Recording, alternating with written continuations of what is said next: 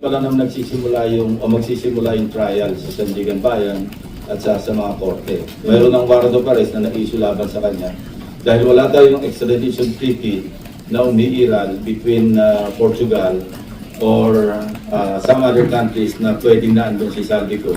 So mas mainam na yung idaan ito sa UNCAC, sa United Nations Corruption something.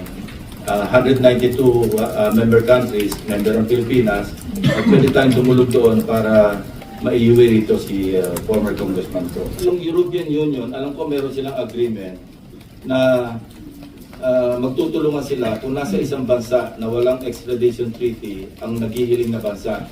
Pwedeng dalhin doon sa bansa na kung saan may umiiral na extradition. Maraming paraan. Interpol, dahil kung nasa red notice list, pwedeng dumulog din doon para kung maaresto, maipadala rito. Not necessarily through extradition. Although meron din ako na-review instruction na mag-apply na o kaya magsagawa na ng preliminary talks with Portugal para magkaroon ng extradition treaty. Although long shot yun. Kasi aside from the executive department initiative, dadaan pa yun sa ratification sa Senado.